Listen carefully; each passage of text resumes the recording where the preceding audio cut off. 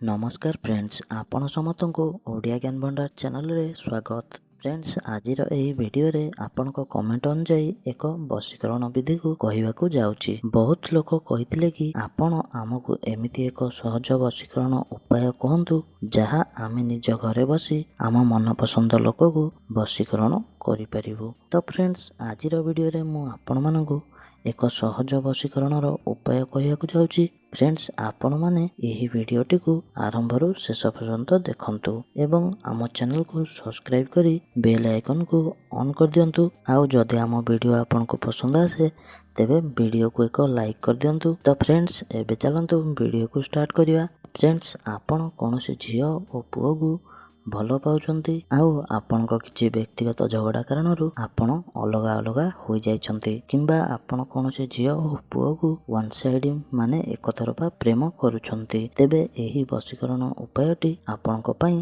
रामबाण परी काम करिवो। एहा द्वारा आपनको प्रेमिका प्रेमिक आपनको पाखକୁ फेरी आसीबो ओ आपण जाहाକୁ एक तरफा प्रेम करूछंती से भी आपनको प्रेम करिवो। तो फ्रेंड्स, एबे चलंतु एही वशीकरण उपायटी को जानिबा। फ्रेंड्स, आपण कौनसी गुरुवार दिन संध्यारे ओस्त गछ को विधिपूर्वक निमंत्रण करी सेही दिन ओस्त गछर पत्र को नहीं आसतु। फ्रेंड्स, जेमिति पत्रटी कौनसी कटाफटा नथिबो निखुण पत्र आनिबे। हाँ फ्रेंड्स, विधिपूर्वक गछ को निमंत्रण केमिति करिवे मु पूर्व अपलोड वीडियो रे कहि सारिछि।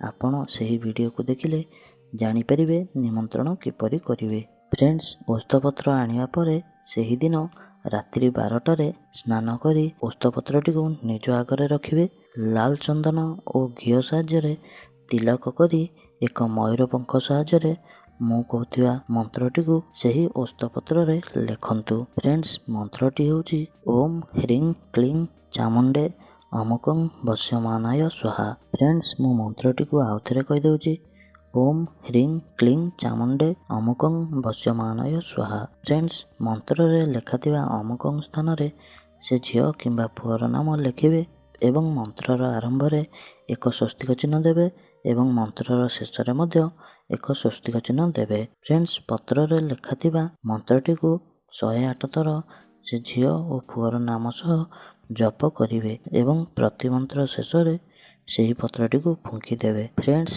ଏହି ବିଧି ସରିବା ପରେ ସେହି ପତ୍ରକୁ ନେଇ ଆପଣ ସେ ଝିଅ ବା ପୁଅର ଘର ଆଗରେ କିମ୍ବା ଅଗଣାରେ ଗାତ ଖୋଳି ପୋତି ଦେବେ। ଏମିତି କରିବାର 2 ଦିନ ମଧ୍ୟରେ ଆପଣଙ୍କୁ କିଛି ଫରକ ଦେଖିବାକୁ ମିଳିବ। ଯେଉଁ ଝଗଡ଼ା ଯୋଗୁଁ ଆପଣ ଦୁହେଁ ଅଲଗା ହୋଇଥିଲେ ସେ ଆପଣଙ୍କ ପାଖକୁ ଫେରି ଆସିବ ଆଉ ଆପଣ ଯାହାକୁ ୱାନ୍ ସାଇଡ୍ ମାନେ ଏକ ତରଫା ପ୍ରେମ କରୁଥିବେ ସେ ମଧ୍ୟ ଆପଣଙ୍କୁ ପ୍ରେମ କରିବ। ତ ଦର୍ଶକ ବନ୍ଧୁ, ଆଶା କରୁଛି ଆଜିର ଭିଡ଼ିଓ ଆପଣଙ୍କୁ ପସନ୍ଦ ଆସିଥିବ। ଯଦି ଆଜିର ଭିଡ଼ିଓ ଆପଣଙ୍କୁ ପସନ୍ଦ ଆସିଥାଏ ତେବେ ଆପଣମାନେ ଆମ ଭିଡ଼ିଓକୁ ଏକ ଲାଇକ୍ କରିଦେବେ, ସାଙ୍ଗମାନଙ୍କ ସହ ସେୟାର କରିଦେବେ ଏବଂ ଆମ ଚ୍ୟାନେଲକୁ ସବସ୍କ୍ରାଇବ୍ କରି ବେଲ୍ ଆଇକନ୍କୁ ଅନ୍ କରିଦେବେ। ତ ଦର୍ଶକ ବନ୍ଧୁ, ପୁଣି ଦେଖା ହେବା ଆଗାମୀ ଭିଡ଼ିଓରେ। ନମସ୍କାର।